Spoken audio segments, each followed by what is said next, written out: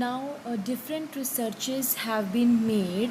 तो हमारे पास टू टाइप्स ऑफ सेल्स जो हैं वो डिस्कवर किए गए। तो first is we have unicellular and second we have multicellular. Unicellular के अंदर हमारे पास from the name it is clear that uni means one and multi means many. तो वो ऑर्गेनिजम्स जिनके अंदर सिर्फ एक ही सेल प्रेजेंट है उनको हम यूनिसेलुलर बोलते हैं, एंड वो ऑर्गेनिजम्स जिनके अंदर बहुत सारे सेल्स प्रेजेंट होते हैं उन्हें हम मल्टीसेलुलर ऑर्गेनिजम्स बोलते हैं। तो some organisms are constitute by single cell, these organisms are called unicellular. For example in which we have amoeba, paramecium, these are the examples of unicellular. तो यूनिसेलुलर के अंदर अगर हम देखें तो एमीबा है।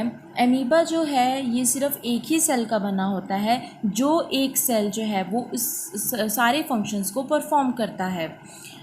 Second example we have paramecium.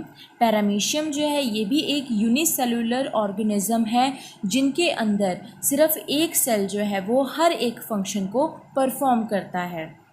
Second multicellular organisms. तो some organisms जो हैं they are constitute by many cells, these are known as multicellular organisms. इसका अगर हम एग्जांपल देखें तो बहुत एक सिंपल एग्जांपल है हम ह्यूमन बींग्स का।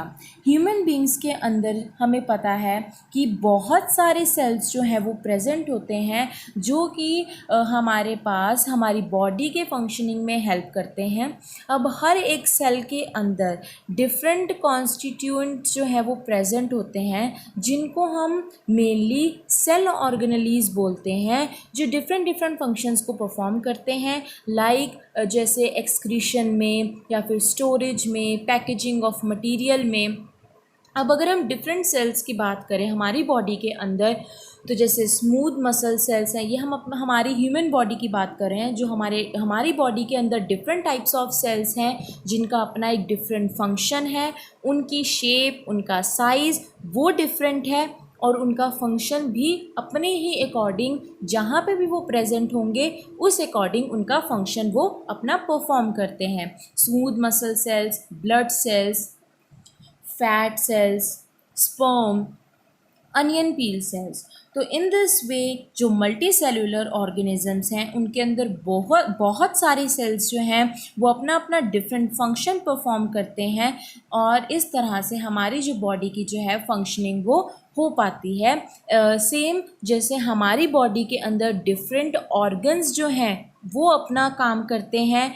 हमारी जैसे स्टमक है वो डाइजेशन में हेल्प करती है, या फिर हमारा जो हार्ट है वो पंपिंग में हेल्प करता है। तो उसी तरह से एक डिवीज़न ऑफ लेबर जो है वो हमारे सेल्स के अंदर भी देखी जा सकती है, जिसके अंदर वो हमारे पास डिफरेंट टाइप्स ऑफ फंक्शंस जो है उनको परफॉर्म। नेक्स्ट हमारा जो सेल है वो टू कैटेगरीज में डिवाइडेड है। First is prokaryotic and second is eukaryotic. Now first we will study about prokaryotic.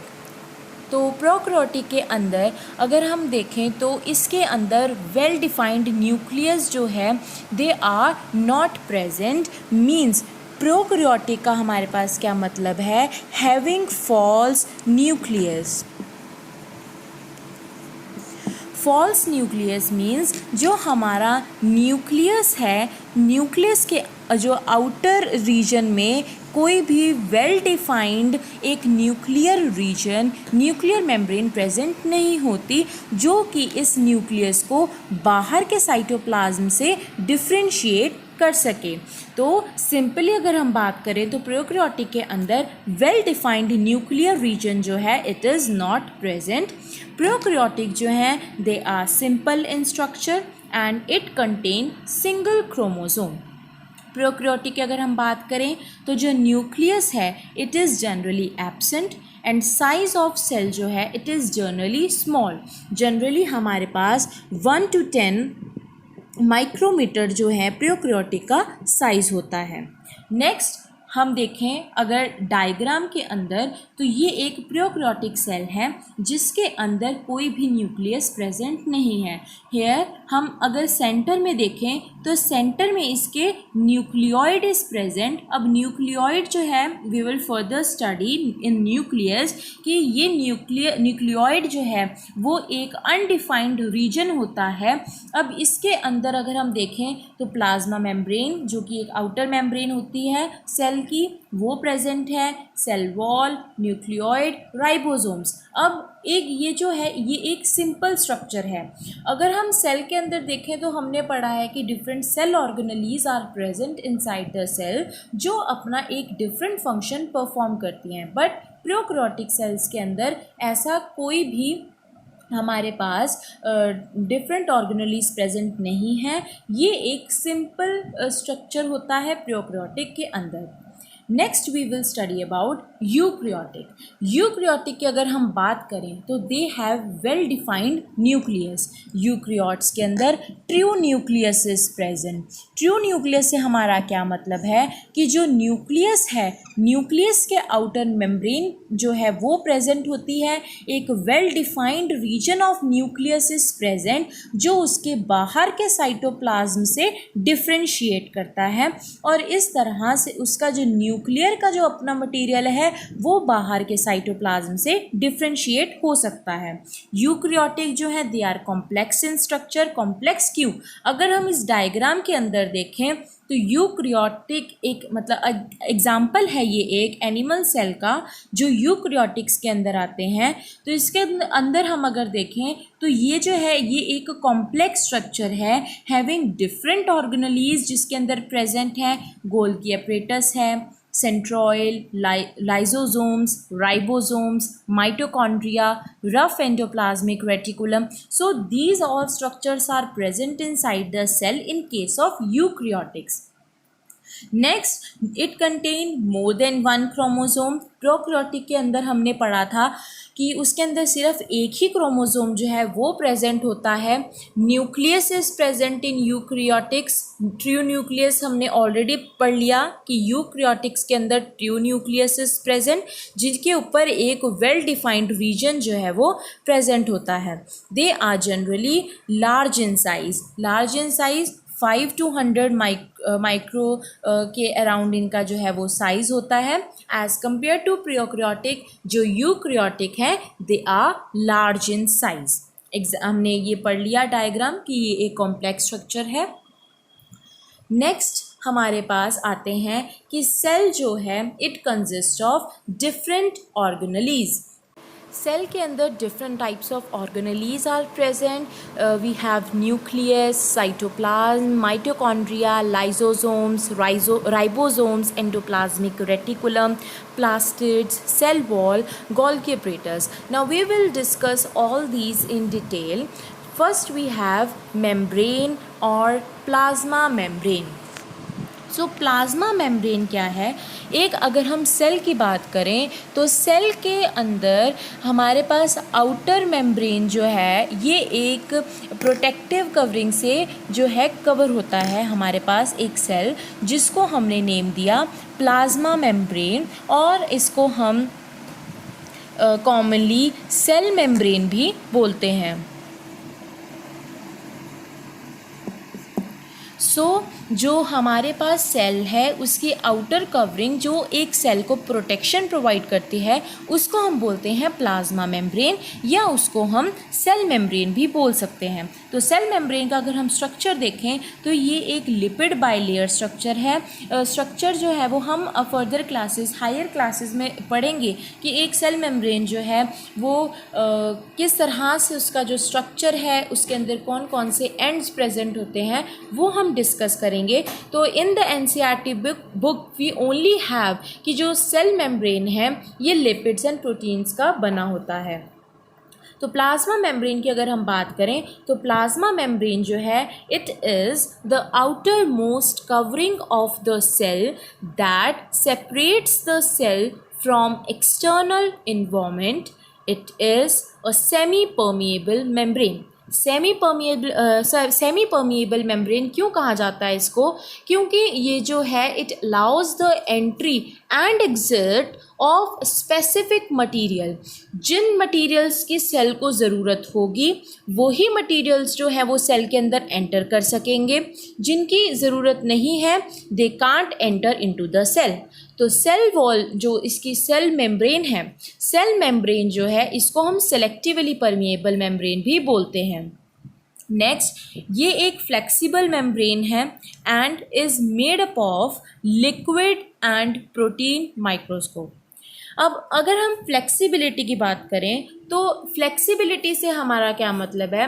If we take an example of amoeba, amoeba का अगर हम एग्जांपल लें तो एमीबा की जो वॉल है, एमीबा की जो वॉल है वो बहुत ज़्यादा फ्लेक्सिबल होती है। तो जिसके कारण जब भी उसको फूड की रिक्वायरमेंट होती है, फूड की रिक्वायरमेंट जब भी होगी तो उसकी जो हमारे पास आउटर प्लाज्मा मेम्ब्रेन है वो उसी हिसाब से अपने आप को एडजस्ट कर लेगी और जो फूड है वो उसकी बॉडी के अंदर एंटर हो जाएगा। वो कैसे? क्योंकि उसकी बॉडी के बाहर की जो मेम्ब्रेन है उसकी फ्लेक्सिबिलिटी ज़्यादा है। तो इस प्रोसेस को जो हमारे पास एनगल्फिंग ऑफ फूड में हेल्प करती है उसे हम बोलते हैं एंडोसाइटोसिस। एंडोसाइटोसिस जो है ये एक प्रोसेस है जिसके अंदर सेल जो है वो अपने अंदर फूड को या फिर मटेरियल को एक्सटर्नल इन्वायरमेंट से अपने अंदर एनगल्फ करता है। So this process is known as endocytosis and it is already written in the NCERT book. NCERT book में हमारे पास पेज नंबर 60 पर it is given the last paragraph, the flexibility of the cell membrane also enables the cell to engulf in food and other material from its external environment. Such processes are known as endocytosis. In example we have amoeba. Plasma cell membrane का हमने structure जो है वो discuss कर लिया है। So next आती है हमारे पास डिफ्यूजन। डिफ्यूजन के अंदर हमारे पास अगर हम मूवमेंट की बात करें किसी सब्सटेंस की from a region of high concentration to a region of low concentration तो उसको हम डिफ्यूजन बोलते हैं। अब एक सेल के अंदर अगर हम बात करें तो हमारे पास दो गैसेस की मेन, अगर हम गैसियस एक्सचेंज की बात करें तो वो है ऑक्सीजन और कार्बन डाइऑक्साइड। अब सेल के अंदर जो कार्बन डाइऑक्साइड है वो एक सेलुलर वेस्ट है which has to be excreted out from the cell. तो उस केस में क्या होगा कि मान लो अगर एक सेल है और सेल के अंदर कार्बन डाइऑक्साइड की जो कंसंट्रेशन है वो बहुत ज़्यादा है और अगर हम सेल के बाहर के मीडियम की बात करें तो कार्बन डाइऑक्साइड की कंसंट्रेशन जो है वो बहुत कम है। तो उस केस में क्या होगा कि जो मूवमेंट होगी कार्बन डाइऑक्साइड की वो from high concentration to low concentration movement वो होगी और इस तरह से जो कार्बन डाइऑक्साइड है वो सेल से बाहर चला जाएगा। ऐसी अगर हम ऑक्सीजन की बात करें तो एक सेल को ऑक्सीजन की रिक्वायरमेंट होती है। तो उस केस के अंदर अगर एक सेल है तो सेल के अंदर मान लो कि ऑक्सीजन की कंसंट्रेशन कम है और सेल के मीडियम के बाहर में ऑक्सीजन की कंसंट्रेशन जो है वो बहुत ज़्यादा है। तो उस केस के अंदर अगर हम डिफ्यूजन प्रोसेस फॉलो करें तो अब उसकी जो मूवमेंट है वो हमारे पास high concentration to low concentration उसकी मूवमेंट होगी। तो ऑक्सीजन जो है वो बाहर से सेल के अंदर आना स्टार्ट कर देगा। तो डिफ्यूजन जो है it plays an important role in gaseous exchange between cell as well as the cell and its external environment. When the level of oxygen inside a cell decrease, oxygen from the external environment of the cell enters by the process of diffusion. Next slide के अंदर अगर हम diagrammatically इसको देखें तो हमारे पास इसमें diffusion का प्रोसेस जो है वो बहुत अच्छे से एक्सप्लेन किया हुआ है कि एक पोर्शन पर तो कंसंट्रेशन जो है वो बहुत ज़्यादा है। अगर हम देखें ग्रीन बॉल्स में जो कि सॉल्यूट को रिप्रेजेंट कर रहे हैं, और दूसरी तरफ जो कंसंट्रेशन है वो बहुत ज़्यादा कम है। तो उस केस के अंदर अब यहाँ पे high concentration to low concentration जो एरो है वो शो कर रखा है। तो यही डिफ्यूजन है हमारे पास, जब हमारे पास सॉल्यूट है वो हमारे पास ट्रांसपोर्ट हो रहा है from left to the right. ठीक है, जो कंसंट्रेशन ग्रेडियंट है means high concentration to low concentration की तरफ मूव कर रहा है, तो उसे हम डिफ्यूजन बोलते हैं। नेक्स्ट हमारे पास ऑस्मोसिस है। अगर हम गैसेस के बाद अगर हम वाटर मॉलिक्यूल्स के मूवमेंट की जब भी बात करेंगे तो वो हमारे पास ऑस्मोसिस होगा।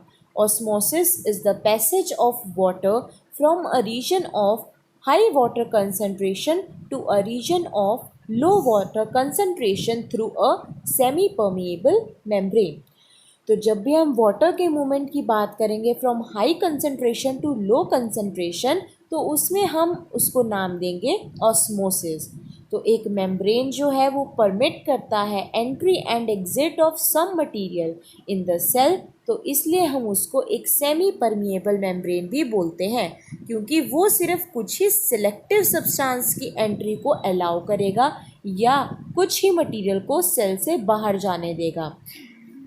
नेक्स्ट हमारे पास एनसीईआरटी बुक के अंदर हमारे पास 3 केसेस दे रखे हैं, जिनके अंदर अगर हम किसी एनिमल और प्लांट सेल को किसी एक मीडियम ऑफ शुगर और सॉल्ट के अंदर रखें तो हमारे पास 3 सिचुएशन जो हैं वो आती हैं सामने, जो कि हमारे एनसीईआरटी बुक पेज नंबर 60 के अंदर 3 पॉइंट्स जो हैं वो गिवन है। तो फर्स्ट केस में अगर हम बोलें कि अगर हम एक सेल को एक ऐसे मीडियम के अंदर रखें जिसमें जो वाटर की कंसंट्रेशन बाहर के मीडियम की बहुत ज़्यादा है, मतलब जो बाहर का जो मीडियम है वो बहुत ज़्यादा डाइल्यूटेड है और जो सेल के अंदर की कंसंट्रेशन है वो बहुत ज़्यादा है, तो उस केस के अंदर अगर हम लॉ ऑफ डिफ्यूजन की बात करें तो अब मूवमेंट होगी वाटर मॉलिक्यूल्स की। अब जो वाटर मॉलिक्यूल्स हैं they are free to move in and out of the cell, वो अंदर जा रहे हैं बाहर जा रहे हैं, बट अब डिपेंड क्या करेगा कि ज़्यादा मूवमेंट अंदर की तरफ होगी या बाहर की तरफ, वो डिपेंड करेगा कंसंट्रेशन के ऊपर। अब हमने बात की कि बाहर के मीडियम की जो कंसंट्रेशन है वो बहुत ज़्यादा है और अंदर सेल के अंदर जो कंसंट्रेशन है वो बहुत ज़्यादा कम है। तो उस केस में क्या होगा कि जब वाटर मॉलिक्यूल्स जो हैं वो high concentration to low concentration की तरफ जाएंगे तो सेल के अंदर अब वो एंटर कर रहे हैं, तो उस केस में क्या होगा कि जो सेल का साइज़ है वो बढ़ना स्टार्ट हो जाएगा and the cell will swell up. तो if a cell is placed in a medium which has higher water concentration and lower solute concentration, so that is the outside solution is dilute, cell will gain water by osmosis and swells up. Such a solution is called hypertonic solution. If a cell is placed in a medium which has lower water concentration than cell sap, the cell will gain water.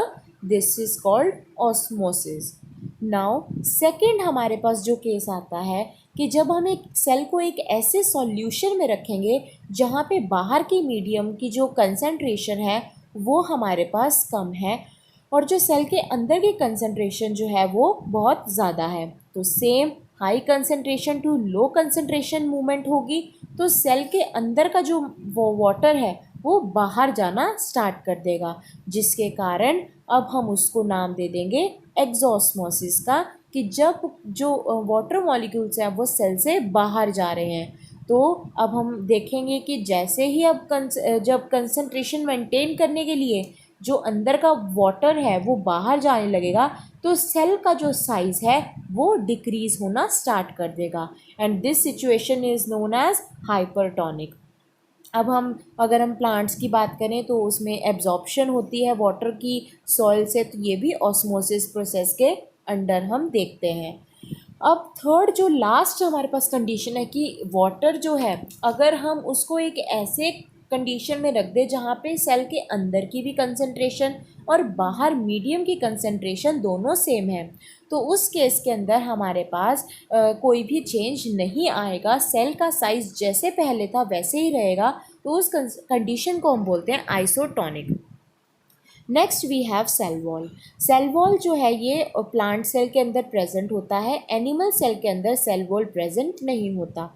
ये एक rigid outer covering है जो plasma membrane के ऊपर present होती है, and mainly ये जो है हमारे पास प्लांट सेल को रिजिडिटी प्रोवाइड करती है और उनको स्ट्रेंथ प्रोवाइड करती है। It is mainly found in fungi, bacteria. तो अगर हम एक सेल वॉल के स्ट्रक्चर की बात करें तो इट अपीयर्स लाइक दिस। अगर हम डायग्राम में देखें तो प्लाज्मा मेम्ब्रेन के ऊपर ये सेल वॉल प्रेजेंट है जो स्ट्रेंथ रिजिडिटी प्रोवाइड करने में हेल्प करती है, एंड मेनली ये एक सेलुलोज की बनी होती है।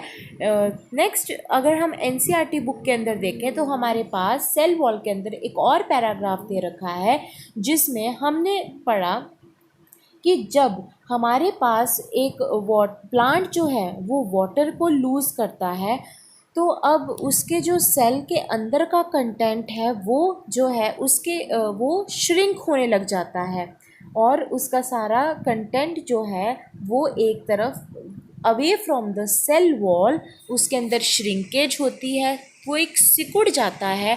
तो इस प्रोसेस को हम बोलते हैं प्लाज्मोलिसिस।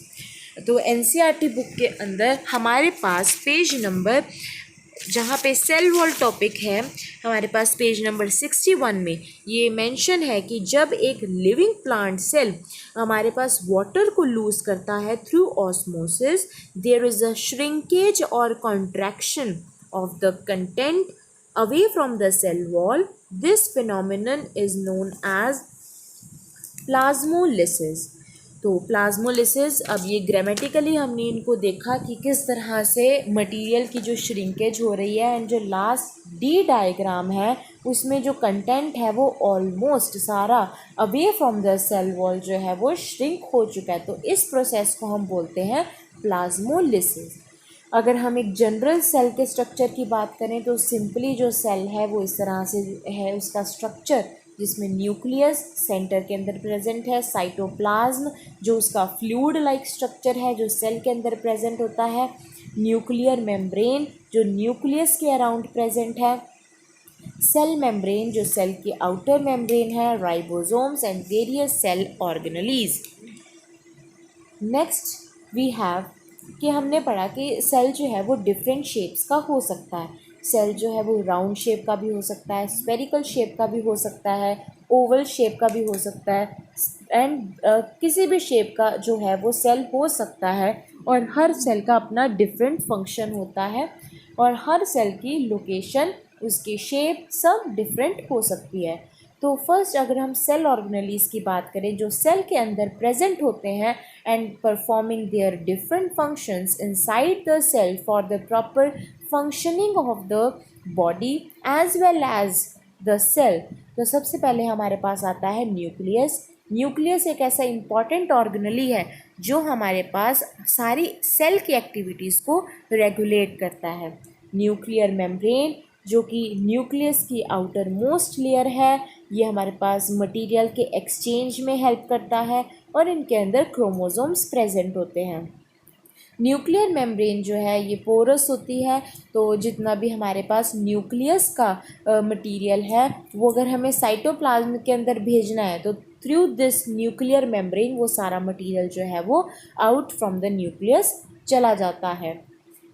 अगर हम एक न्यूक्लियस के अंदर की बात करें तो हमारे पास है न्यूक्लियोलस, ये भी न्यूक्लियस का पार्ट है, फैक्ट्री ऑफ राइबोसोम्स जिसे हम बोलते हैं, and it helps in the synthesis of protein. Chromosomes, these are the vehicle of genes and genes are carried by chromosomes. Gene express our characteristics such as intelligence, complexion, height, etc. तो chromosomes जो हैं ये जो है हमारे पास road like structures होते हैं, pairs में प्रेजेंट होते हैं जिनको हम सिस्टर क्रोमेटिड्स भी बोलते हैं। एंड क्रोमोसोम्स जो हैं इनके अंदर हमारी जितनी भी इनहेरिटेड इन्फॉर्मेशन होती है वो प्रेजेंट होती है जो हमारे पास पेरेंट से आगे ऑफस्प्रिंग में पास होती है। तो क्रोमोसोम्स जो हैं ये हमारे पास एक इम्पॉर्टेंट रोल प्ले करता है जेनेटिक्स के अंदर, जिसमें हमारे पास इंफॉर्मेशन है डीएनए के फॉर्म में, डीओक्सराइबोन्यूक्लिक एसिड। अगर हम स्ट्रक्चर की बात करें डायग्रामेटिकली, तो इस तरह से न्यूक्लियस जो सेल के सेंटर में प्रेजेंट है, और आगे न्यूक्लियोलस का ये स्ट्रक्चर जो हमारे पास, ये भी ओवल शेप्ड, जिसके अंदर प्रोटीन सिंथेसिस हो रही है। Chromosomes, these road like structures. तो ये जो क्रोमोसोम्स हैं ये हमारे पास थिन स्ट्रक्चर्स, जिनको हम क्रोमेटिन्स बोलते हैं, तो वो जो है धीरे धीरे क्रोमोसोम्स में बदल जाते हैं और दे अपीयर लाइक दिस। जब भी हमारा सेल जो है वो फर्दर आगे डिवाइड होने लगता है, तो ये हमारे पास क्रोमोसोम्स के अंदर चेंज हो जाते हैं। तो क्रोमोसोम्स जो हैं they are composed of DNA and proteins. तो जो डीएनए मॉलिक्यूल्स हैं उनके अंदर हमारी जितनी भी इंफॉर्मेशन है वो सब स्टोर्ड होती है, and functional segment of DNA are called jeans.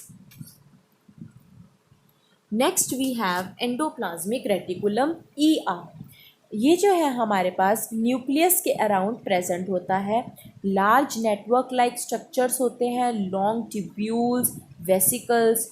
ये हमारे पास दो तरह के होते हैं, एक तो होता है हमारे पास RER और दूसरा होता है SER। First we have rough endoplasmic reticulum. अब इसको हम रफ एंडोप्लाज्मिक रेटिकुलम क्यों बोलते हैं? क्योंकि इसका जो सरफेस है वो रफ होता है। क्यों? क्योंकि इनके ऊपर राइबोसोम्स आर प्रेजेंट, जो राइबोसोम्स हमारे पास प्रोटीन के सिंथेसिस में हेल्प करते हैं। Second type we have SER। SER जो है इनको हम स्मूथ एंडोप्लाज्मिक रेटिकुलम बोलते हैं। स्मूथ क्यों है? क्योंकि इनका जो सरफेस है वो स्मूथ होता है। अगर हम माइक्रोस्कोप के अंडर देखें एक सेल को, तो हम इजीली आइडेंटिफाई कर सकते हैं कि कौन सा रफ एंडोप्लाज्मिक रेटिकुलम होगा और कौन सा स्मूथ एंडोप्लाज्मिक रेटिकुलम होगा। तो जो रफ एंडोप्लाज्मिक रेटिकुलम है, अगर उनके ऊपर उनका जो सरफेस है वो रफ होगा, मीन्स उनके ऊपर राइबोसोम्स जो है वो प्रेजेंट है। SCR जो है ये हमारे पास, अब इनके ऊपर राइबोसोम्स प्रेजेंट नहीं है, तो ये हमारे पास लिपिड्स एंड प्रोटीन्स की सिंथेसिस में हेल्प करते हैं।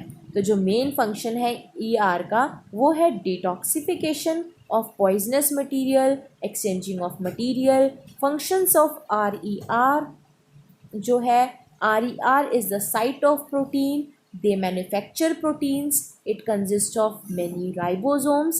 So the surface is rough and they named after rough endoplasmic reticulum.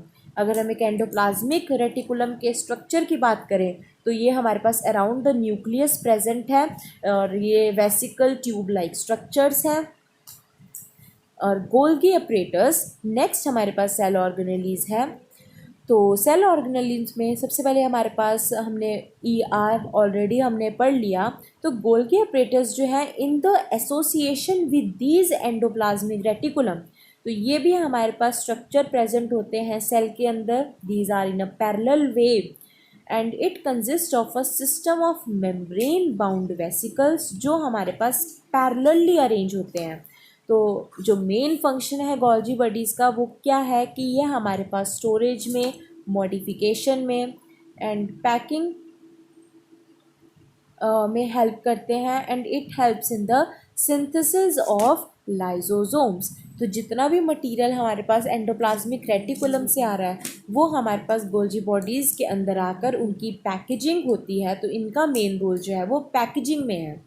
जितना भी सेल जो हमारे पास मटेरियल बन रहा है आगे, तो वो यहाँ पर आकर सब पैकेजिंग हो जाती है इनकी गोल्गी बॉडीज़ के अंदर। अगर हम एक स्ट्रक्चर की, अगर हम डायग्रामेटिकली इसको देखें तो ये कुछ इस तरह से दिखता है parallelly. Next we have mitochondria.